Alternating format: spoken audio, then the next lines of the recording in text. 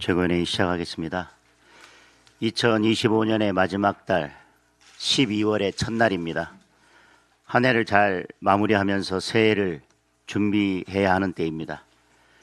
그런데 이 정권은 끝까지 내란몰이에만 몰두하고 있습니다. 우리 당 추경호 전 원내대표의 구속영장 심사에 대해 정청래 대표가 직접 나서서 사법부를 겁박했습니다.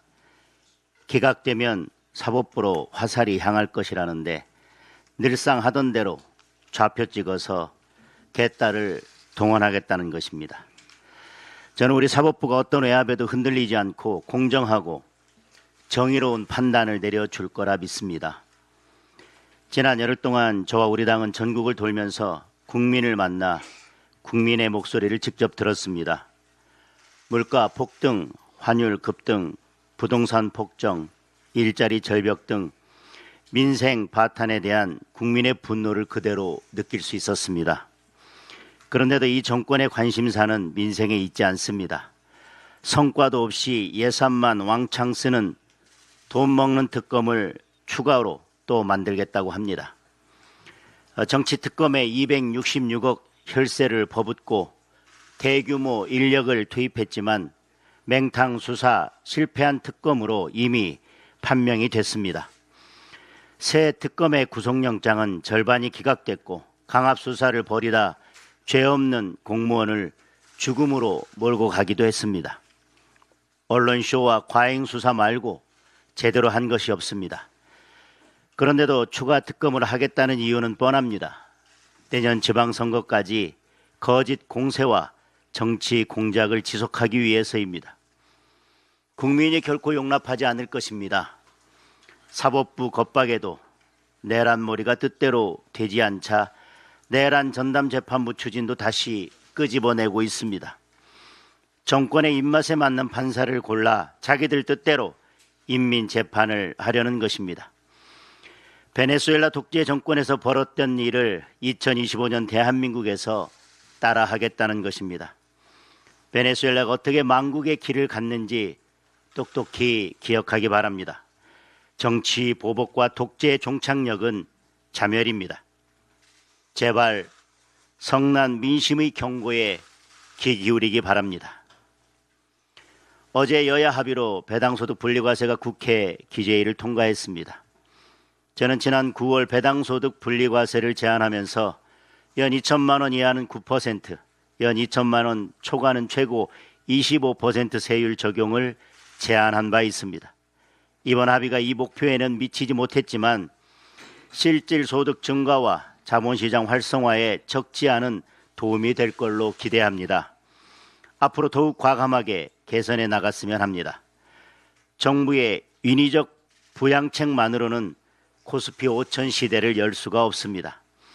해외 투자를 한다고 청년과 국민을 탓할 것이 아니라 떠난 국민과 자본을 국장으로 돌아오게 만드는 과감한 정책, 기업과 경제 체질을 개선하는 상식적 경제 정책이 필요합니다. 앞으로도 국민의힘은 민생을 살리는 정책들을 적극적으로 발굴해서 국민의 삶을 풍요롭게 만드는 데 최선을 다하겠습니다.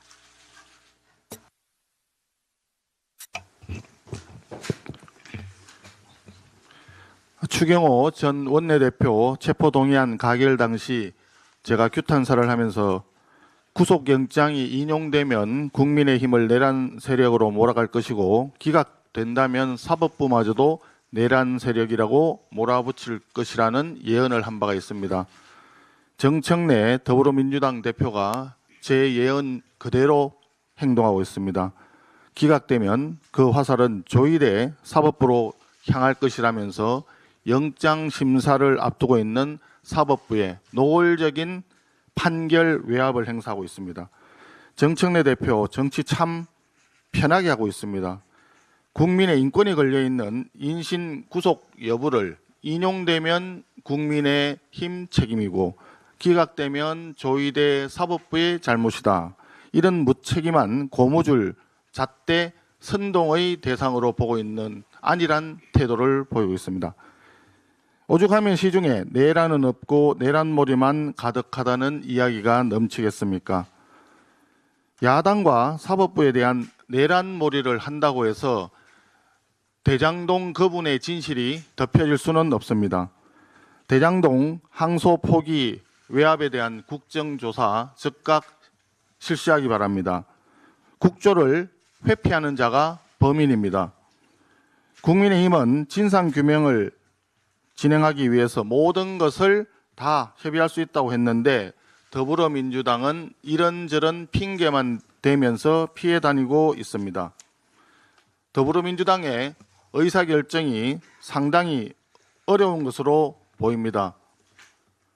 법사위의 야당 간사 선임이라고 하는 조건에 저희들은 목매이지 않겠습니다.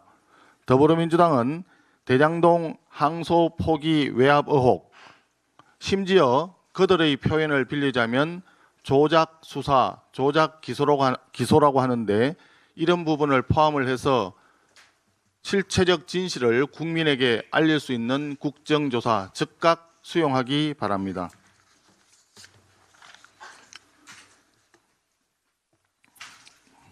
제가 이 부분은 발언을 할지 말지 상당히 제가 좀 자제를 해왔는데 오늘은 발언을 하지 않을 수가 없는 상태인 것 같습니다.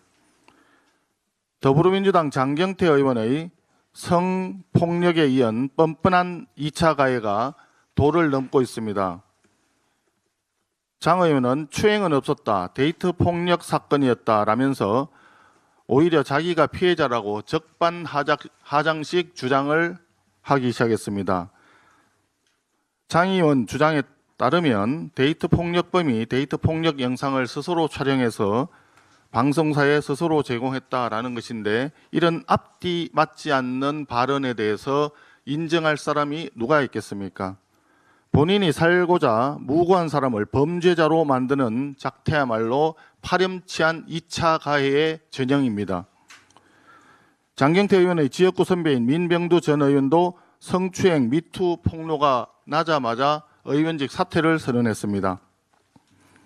비록 2달 만에 사퇴를 번복하는 쇼로 그치긴 했지만 최소한의 염치가 있었던 민병두 전 의원의 성의만큼은 다시 한번 본받기를 바랍니다. 장 의원이 지금 저지르고 있는 2차 가해는 역대 더불어민주당 성폭력범 중에서도 가장 파렴치한 행각이라는 점을 분명히 말씀드립니다. 장 의원은 책임 있는 자세로 의원직을 사퇴하기를 촉구합니다. 더불어민주당에게도 촉구합니다. 정청래 대표 최측근인 장경태 의원에게 온정주의식 감사주의로 일관한다면 국민적 심판을 면하기 어려울 것입니다. 더불어민주당은 박원순 서울시장, 오거돈 부산시장, 안희정 충남지사, 민병두 의원, 박완주 의원 등으로 이어져오는 유구한 성폭력 DNA를 하루빨리 벗어나기를 촉구합니다. 성추행범이자 2차 가해범인 장 의원으로부터 중징계와 함께 의원직 사직서를 받아내기를 촉구합니다. 이상입니다. 예, 최고위원 신동욱입니다. 오늘은 쿠팡 얘기를 좀 하지 않을 수가 없습니다. 쿠팡에서 유출된 개인정보가 무려 3,370만 건, 그러니까 대한민국 국민 대부분, 경제활동하는 인구의 대부분의 개인정보가 지금 유출이 됐다고 하는데 오늘 언론 보도 보면 지금은 퇴직했습니다만 중국 직원의 소행으로 보인다 이런 얘기가 나오고 있습니다. 그래서 그동안 최근에 쿠팡과 관련돼서 논란이 됐던 몇 가지가 생각이 납니다. 새벽 배송 문제가 있었죠. 새벽 배송이 근로자들의 건강을 위협한다는 문제로 상당 기간 이 새벽 배송 문제로 쿠팡이 공격을 당했습니다. 그리고 뭐 토론회도 있었고, 그런데 그 새벽 배송 문제가 느닷없이 논란이 된 것이 쿠팡 노조가 민주노총을 탈퇴한 뒤에 벌어진 일이다라는 의혹도 있었습니다. 또 하나는 쿠팡이 그 퇴직금을 제대로 지급하지 않았다는 수사 과정에서 검사가 외압을 당했다. 이거 가지고 국회가 시끄러웠고 또 지금 특검 수사가 곧 있을 예정입니다. 그런데 가만히 보면 진짜 우리 삶에 중요한 것은 어떤 것들입니까? 지금 3,370만 명 대한민국의 개인정보를 가장 많이 가지고 있다고 해도 과언이 아닐 이 쿠팡의 개인정보 문제에 대해서 정부가 그동안 전혀 몰랐습니까? 아니면 이것도 윤석열 정부 탓입니까? 배경훈 과기정보통신부 장관은 정말로 언론 보도를 알았습니까? 개인정보보호위원회는 이걸 언론 보도 알았습니까? 국정원은 전직 중국인 직원이 이 개인정보를 빼나갔다는데 3,400만 명의 정보를 빼나가는데 우리가 아무도 몰랐다. 저는 사실 납득이 되지 않습니다. 그래서 이런 것이야말로 정말로 우리 과기정통부에서 또 개인정보보호위원회에서 몰랐는지 국정조사 당장 실시해야 된다고 생각을 합니다. 지난번에 배경훈 장관에게 제가 물어봤더니 공무원들 휴대폰 뺏어서 공무원 성향 분석하는 것에 대해서 전혀 거리낌 없이 그렇게 하겠다고 얘기하고 그럼 본인도 휴대폰 낼 자신 있냐 그랬더니 필요하면 언제든지 제출하겠다고 그랬으니까 과연 이게 전혀 보고받은 것이 없는지 알지 못했는지 배경훈 장관부터 휴대폰 제출하기 바랍니다. 그리고 특별검사 이것도 마찬가지입니다. 지금 이런 일에 우리 검찰력을 낭비할 만큼 우리 검찰이 한가롭습니까? 쿠팡의 퇴직금 미지급 사태 수사하는 검사가 외압받아서 수사 제대로 하지 않았다라는 것 따지기 위해서 특별검사를 가동할 만큼 대한민국이 이렇게 한가롭습니까? 민주당이 진심으로 민생을 생각하는 정당이라면 보조금 퍼줄 생각하지 말고 이게 정말로 민생입니다. 우리 개인정보 3,400만 건이 다 중국으로 넘어갈 수도 있는 이런 엄중한 상황에 대해서 왜 말이 없습니까? 특별검사도 채택하고 국정조사도 당장 실시합시다. 그래서 우리 국민들 불안감부터 당장 잠재우기 바랍니다. 민주당의 성의 있는 답변을 기대하겠습니다. 그리고 짧게 한 말씀 드리겠습니다. 지금 항소포기 국정조사에 대해서 법사위에서 하자고 민주당이 압박을 하면서 그것도 잘 안 되고 있는 이유가 우리 당이 무슨 대단한 전제 조건을 내걸어서 안 됐다고 자꾸 주장을 하는데 우리 당이 내건 세 가지 전제 조건이라고 할 수가 없습니다. 당연한 일입니다. 추미애 위원장 정상적으로 진행해라. 증인 채택할 때 야당과 협의해라. 그리고 간사 선임해달라. 이게 무슨 조건이 되는 겁니까?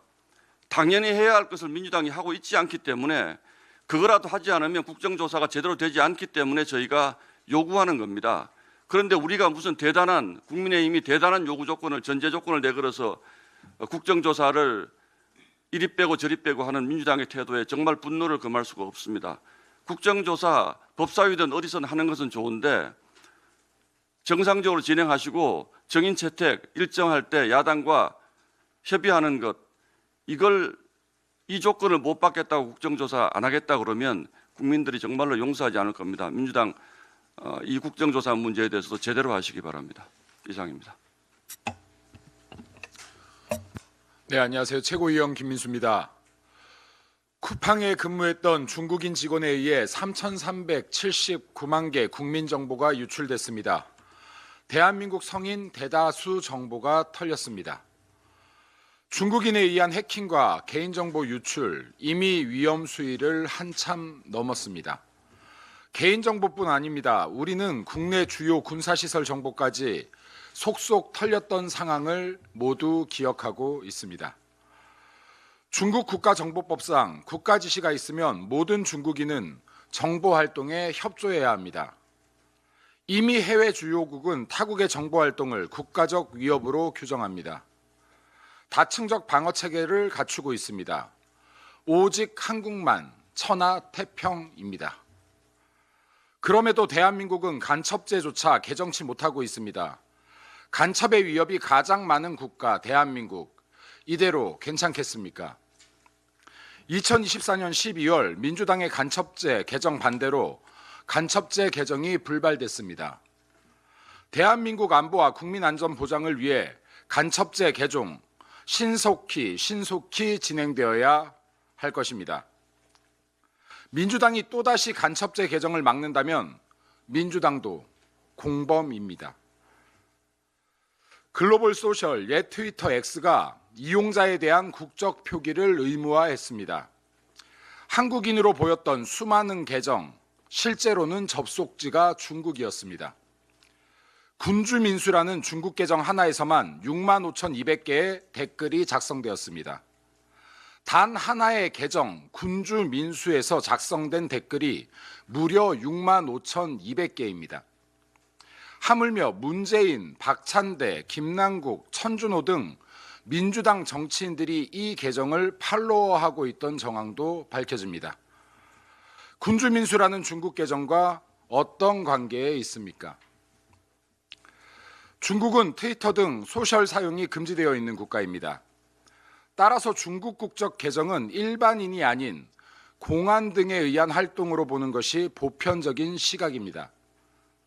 이번 X 중국 계정 사건은 중국이 대한민국 언론 및 소셜 댓글을 통해 무차별적으로 국내 여론을 형성, 왜곡하고 있음을 극명히 보여줍니다.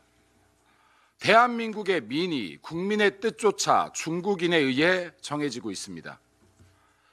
우리는 2023년 10월 한국과 중국의 아시아게임 8강전을 기억합니다. 당시 국내 포털 다음에서 중국을 응원하던 클릭이 약 2천만 건, 정체 응원의 91%를 차지했습니다.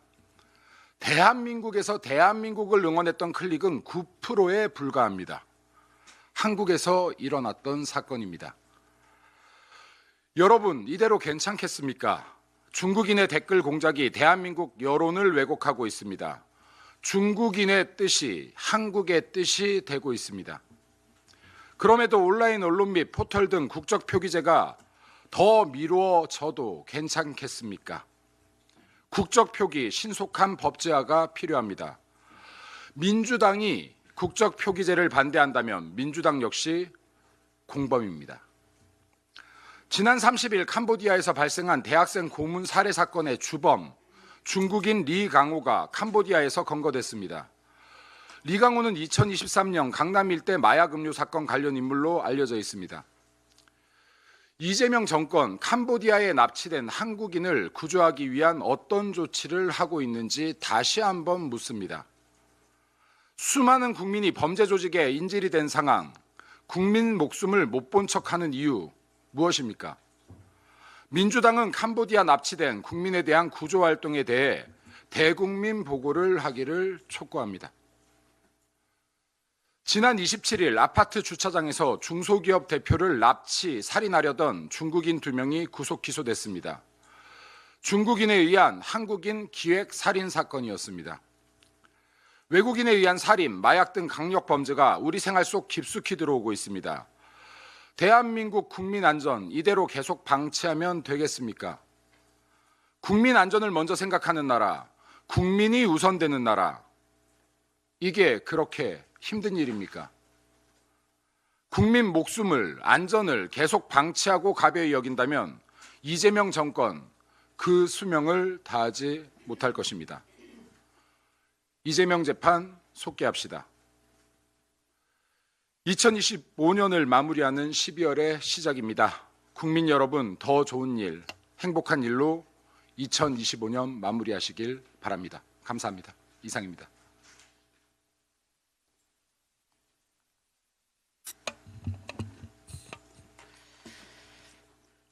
이틀 후면 12.3 계엄은 계몽이 아닌 악몽이었습니다.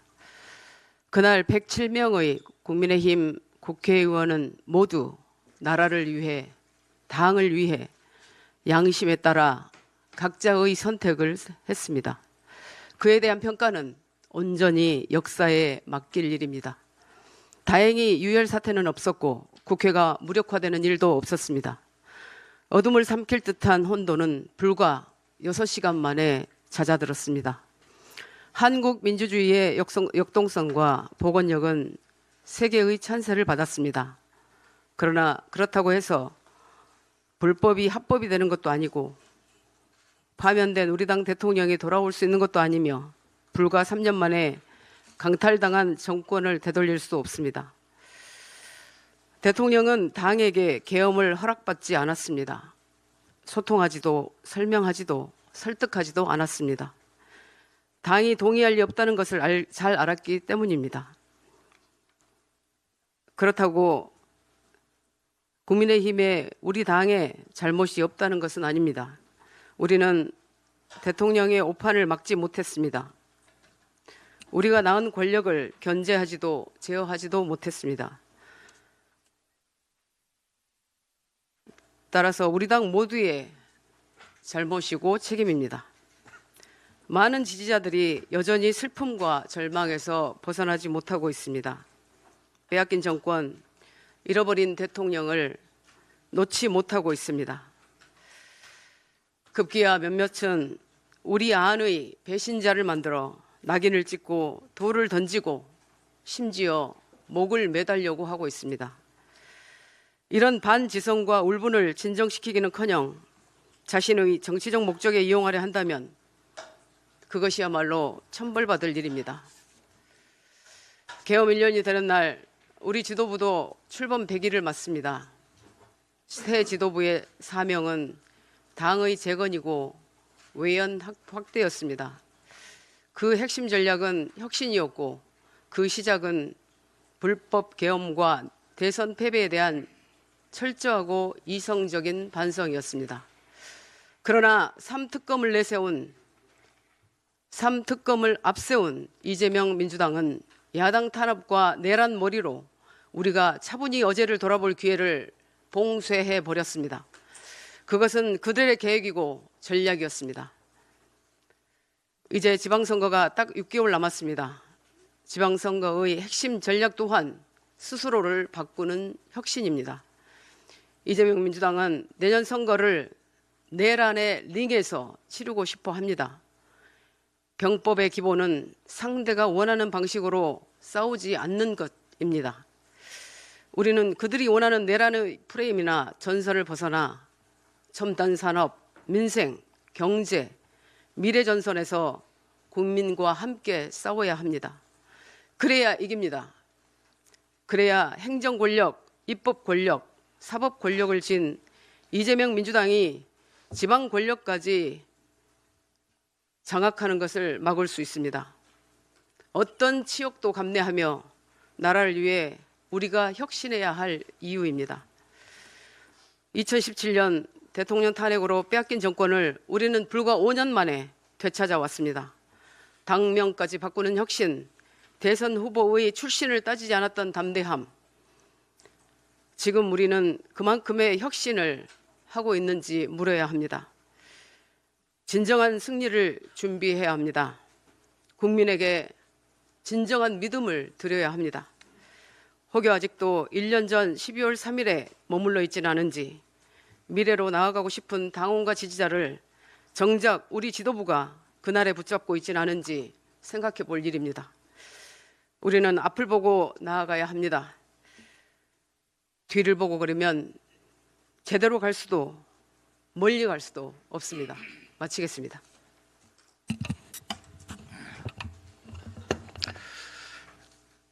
정청래 민주당 대표의 최측근으로 오른팔로 알려진 사람은 최민희 의원, 왼팔로 알려진 사람은 장경태 의원이었습니다. 이 장경태 의원, 정청래 대표의 왼팔로 알려진 장경태 의원은 사실 추악하고 더러운 왼팔이었습니다.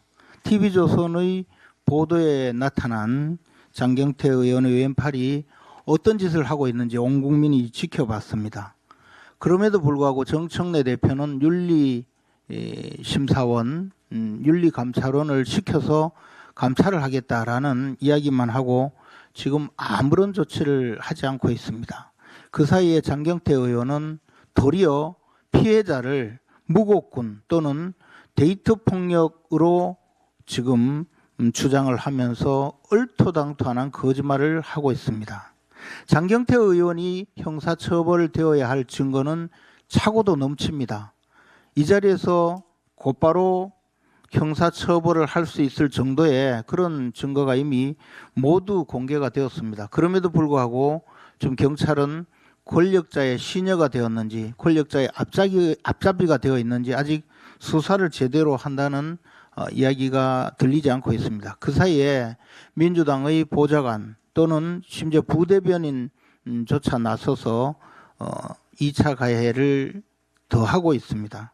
피해자를 압박하려는 술책이겠죠. 과거 박원순 시장 시절에 이런 사건이 나니까 민주당 지도부까지 나서서 피해자를 피해 호소인이라고 부르면서 압박을 하고 괴롭힌 사례가 있습니다. 지금 민주당의 정청래 대표는 아마 장경태 의원 사건을 또 피해 호소인으로 보고 있다가 여차하면 장경태 의원은 탈당하고 그리고 수사기관은 수사를 흐지부지해서 결국 수사를 전혀 하지 않거나 또는 나중에는 사건을 무마하는 그런 형식으로 끝내고 장경태 의원은 슬그머니 복귀하는 그런 시나리오를 생각하고 있을지도 모릅니다. 그러나 민주당은 유구한 찬란한 역사가 있는 당입니다. 안희정, 박원순, 오거돈, 박완주, 민병두 이런 분들 이런 식으로 하려고 해도 성공하지 못했습니다. 결국 장경태 의원의 끝은 어떻게 될지 우리 국민이 다 알고 있습니다. 정청래 대표 지금도 늦었습니다. 장경태 의원 빨리 제명하십시오. 그리고 수사기관에 민주당이 나서서 이 사건을 정식으로 수사 의뢰도 하고 진실을 발견하고 피해자를 위로하려는 행위를 하십시오. 그렇지 않고 계속 이 상태로 간다면 범죄자 대통령 밑에 범죄 소굴처럼 보여질 것입니다. 정청래 대표의 행동을 촉구합니다. 네, 정연 최고위원 우재준입니다. 국내 최대 플랫폼 기업 쿠팡에서 3,370만 건, 사실상 전 국민 규모의 이름, 주소, 전화번호 등의 생활 밀착형 개인정보가 유출되는 초대형 보안 참사가 벌어졌습니다. 언론에 따르면 이번 쿠팡의 개인정보 유출 역시 중국인 전 직원에 의해 벌어진 사고입니다. 이재명 정부에서는 이러한 문제들을 기업의 보안 문제로 단순 치부하고 있지만 실제 사안은 더욱 중대할 수 있습니다. 이재명 정부는 중국의 집요하고 고도화된 해킹에 대한 대안이 있는 것입니까? 지금이라도 당장 나서 중국 정부의 개인정보를 유출한 중국인 직원에 대한 송환을 요청하고 수사 공조를 요구해야 하는 것 아닙니까? 한국인의 개인정보가 이미 공공재가 되었다는 자조 섞인 말은 더 이상 우스갯소리가 아닙니다.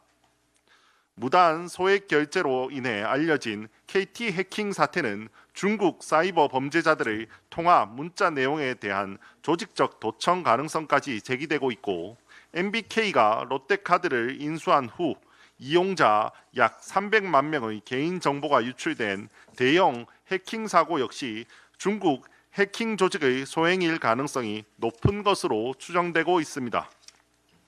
민간, 공공을 가리지 않고 사이버 공격이 국경을 넘어 한국을 직접 겨냥하고 있는 상황입니다. 이재명 정부는 현실을 직시해야 합니다. 지금 필요한 것은 기업에 대한 보여주기식 처벌이 아니라 정보보호체계 전반의 재정비입니다. 필요하다면 중국을 포함한 외국에도 외교적 조치를 적극적으로 취해야 합니다. 국민의 정보, 국민의 안전을 지키기 위한 근본적 대책을 즉각 마련할 것을 강력히 촉구합니다. 아울러 당내 문제에 대해 간략하게만 말씀을 드리겠습니다. 국민의힘은 지금 함께 과거를 극복하고 미래로 나아가야 할 중요한 기로에 서 있습니다. 성난 지지층은 배척해서도 안 되며 이용해서도 안 되고 함께 설득해서 미래로 함께 나아갈 생각을 해야 합니다. 당내 통합 또한 더 많은 대화와 설득과 양보를 통해 이뤄내야 합니다. 필요하다면 껄끄러운 사람도 직접 만나서 대화해야 합니다. 우리 당이 지금까지 그만한 노력을 해온 것인지 돌아봐야 할 때라고 생각합니다. 필요성을 공감하기 힘든 당무감사와 징계를 통해 당내 갈등을 해결할 수 있다고 생각지 않습니다. 이번 당무감사위 결정에는 유감을 표합니다.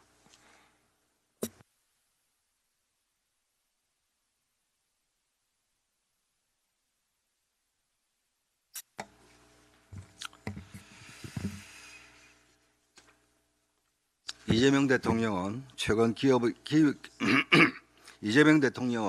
기업인들을 만난 자리에서 경제 문제를 해결하는 천병은 기업이며 기업 활동의 장애가 최소화되도록 총력을 다하겠다고 말했습니다. 그런데 정작 정부와 더불어민주당이 추진한 정책 방향은 대통령의 발언과 정반대입니다. 대표적인 것이 예산 부수부반 중 법인세 인상입니다. 기업이 신바람나게 일해서 영업이익이 증가하면 그만큼 법인세 납부액도 자연스럽게 늘어나는 것이 정상적인 경제구조입니다. 그런데 민주당은 기업 실적이 어떻게 되든 말든 법인세율부터 올려 세수를 늘리겠다는 일방적인 정세만 매달리고 있습니다. 더 큰 문제는 소상공인, 중소기업까지도 예외 없이 법인세를 올리겠다고 합니다. 지금 소상공인 중소기업은 고환율, 고물가, 고금리 삼중고로 숨이 막히는 상황입니다. 여기에 세수 확대를 위해 법인세까지 올리겠다니 이거야말로 가렴주구입니다. 민주당은 소상공인 보호와 내수 진작을 위해서 얼마 전 13조 원의 소비 쿠폰을 뿌렸습니다. 그래놓고 이제 와서는 과표 구간 2억 원 이하 영세 소상공인에게 법인세 1%를 인상하겠다고 합니다. 어느 것이 진짜 민주당의 얼굴입니까? 민주당에게 경고합니다. 정부가 편성한 지역사랑 상품권 할인 예산 1조 1,500억 원 등 각종 포퓰리즘적 예산을 과감히 줄입시오. 그리고 소상공인 등에 대한 법인세 인상 자제하십시오. 더불어민주당 정청래 대표가 추경호 의원의 구속영장이 기각되면 조희대 사법부 잘못이라며 사법부를 향한 부당한 압박성 발언까지 서슴지 않고 있습니다. 정청래 대표 말대로라면 법원이 왜 필요합니까? 구속되면 국민의힘 잘못, 기각되면 사법부 잘못이라면 결국 정청래가 직접 재판하겠다는 말과 다를 바 없습니다. 정청래 대표의 논리대로라면 민주당은 자기 편이면 어떤 범죄도 무죄가 되고 정치적 반대편은 죄가 없어도 유죄가 되어야 한다는 것입니다. 이게 바로 독재식 발상입니다. 이재명 대통령은 정청래 대표의 사법부 독립과 정치적 중립성을 정면으로 부정하는 발언에 대해 분명한 입장을 밝히십시오. 만약 이재명 대통령이 이에 대해 입장을 밝히지 않는다면 대통령이 정청래 대표의 사법부 압박 행태를 지시하였거나 동조한 것으로 간주하겠습니다.